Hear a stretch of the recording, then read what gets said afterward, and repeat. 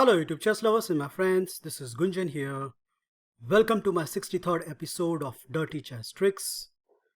In this episode, I'm going to show you one of the very aggressive line and in fact a high profile trick against Berlin defense from the white perspective. The opening arises after the following move order: e4, e5, knight to f3, knight to c6, bishop to b5, and now the trademark Berlin move, knight to f6.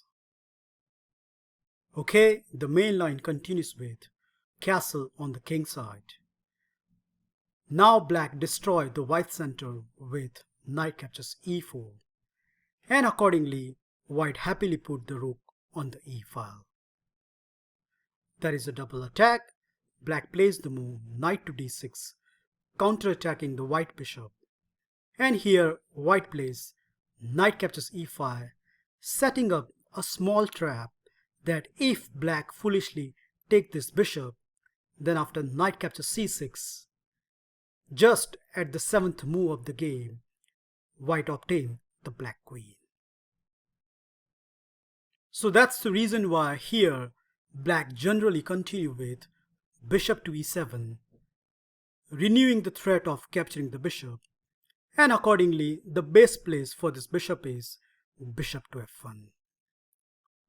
Okay, knight captures e5, rook captures e5, castle on the king side, unpinning the black bishop, and after white claiming the center with d4, the most natural response in the world, bishop to f6, attacking the white rook. So you can see this line is pretty much forced, and if you are facing a Berlin defense player, it is almost a guarantee that you are going to reach this position in 99% of your game. Well, we reached to one of the most critical position, and if you check this position in any database, you will find out that white has played universally rook to e1, where a solid middle game can continue from both the side. However, at this point, I'm going to recommend a very nasty and high-profile tricky move. Bishop to d3, sacrificing your exchange just at 10th move of the game. Wow! So there should be something special about this move order.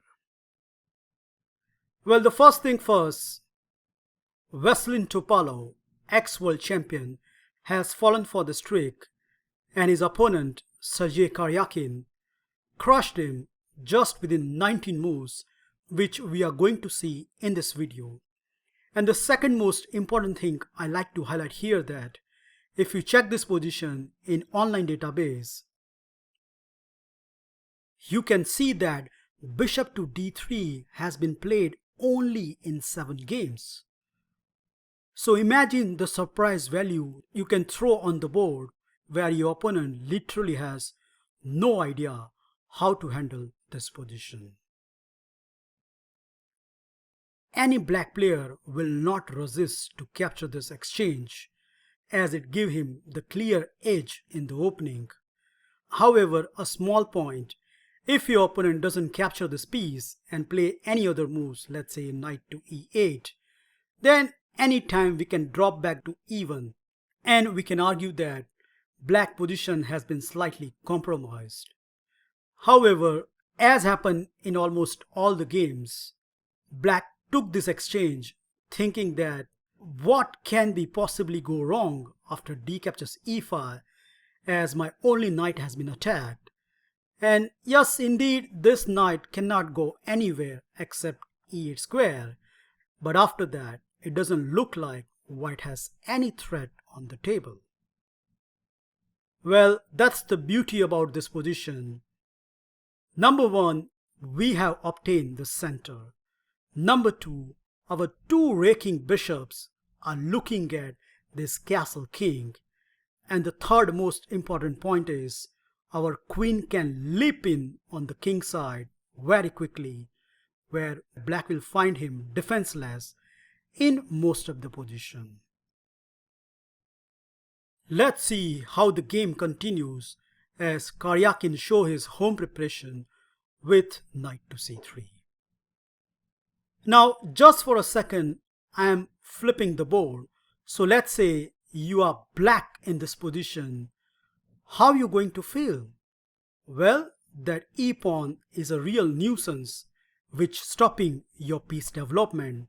So naturally, any black player will continue with f6 or the move d6, and that's where the real fun begins. Would you believe if your opponent continue here with the move f6, then as per the engine, it gives +2 advantage. Yup, you heard it right. +2, which is of course close to winning at that level. Now before I show you the variation, I want you to pause the video and find out the sequence where by force white get the upper hand.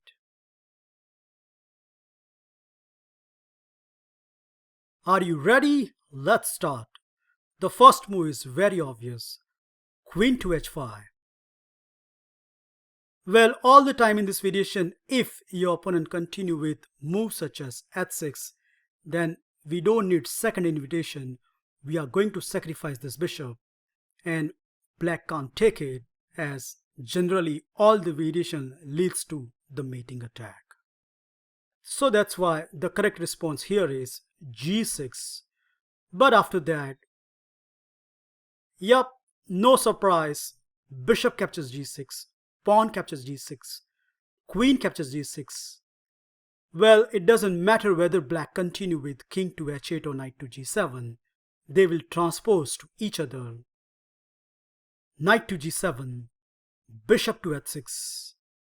Black can't play queen to e7 due to knight to d5, and then check is coming up from the f6 square. So accordingly, the best response here is rook to f7, defending the mate. And after that, white can deliver this accurate response, knight to e4. Once again, the threat is very obvious, knight to f6 check. So black has to play f captures e5. But now you see the point behind the move knight to e4. We can deliver this nice move, knight to g5.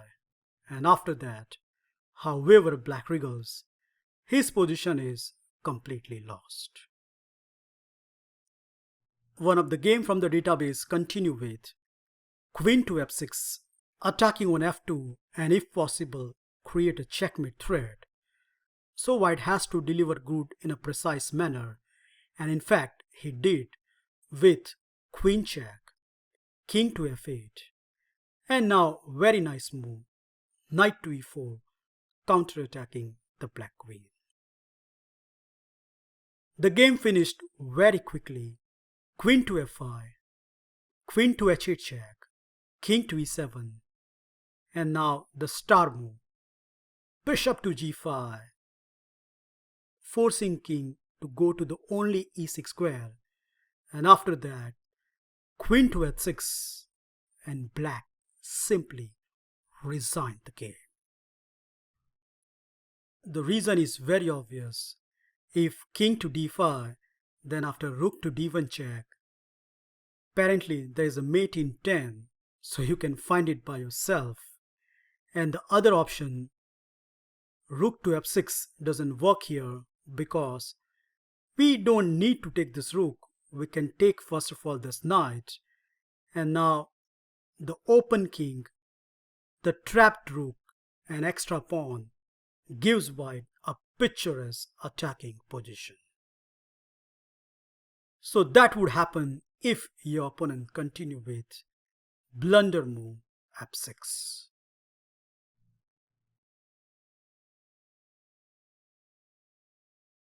Well, naturally enough, Topalov here continue with d6, not only attacking the pawn, but liberating his light square bishop. But even this is not enough, as white continue with his energetic style. Queen to h5. Remember, if h6, then bishop h6, and black can resign the game. So the obvious response is g6. After that, Karyakin continued with very sneaky move, queen to h6. Now the threat is very obvious, bishop to g5, and we will see quickly why f6 is not possible in these positions.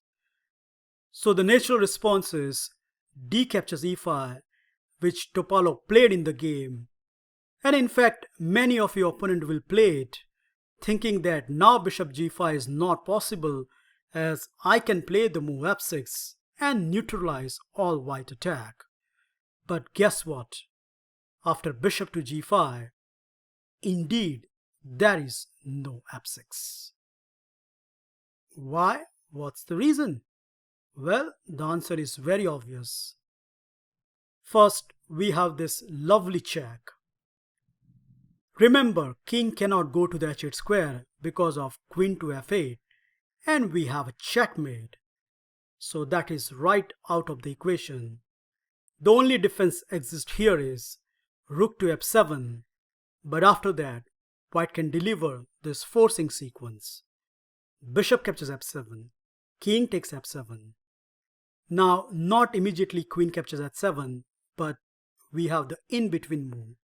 Rook to d1, attacking the queen, and after queen to e7 and the move queen captures h7, again black king has to go to the e6 square.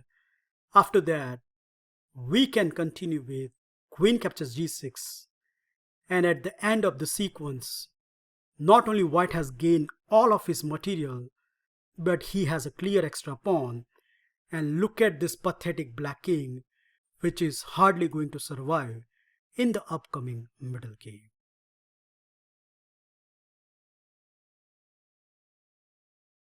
So obvious enough, Topalov doesn't fall for it, and he continued with queen to d7, moving the queen out. But unfortunately, it doesn't stop the plan which white was intending to do.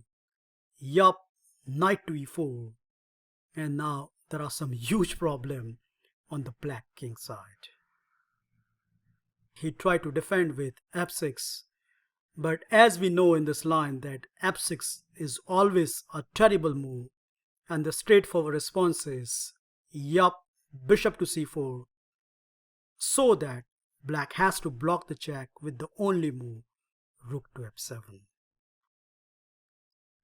Well, the game lasted for only 2 moves.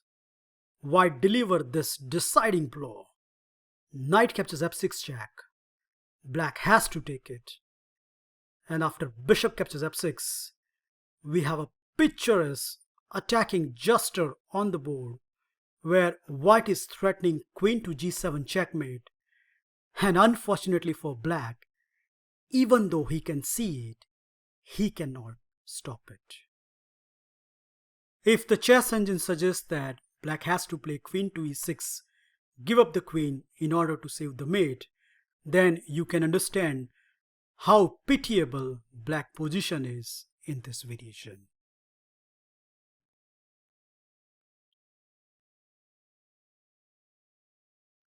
That's it guys. I hope with this video I have encouraged you to add this line in your repertoire, starting with bishop to d3, this wonderful exchange sacrifice. And even though when black accept this and then play the move knight to e8, with this two raking bishop and the quick queen slider gives white a hell lot of attack, which not many black players are ready to face it. Thank you for watching this video. Feel free to like, subscribe and comment, and I will meet you in my next episode very soon. Bye and take care.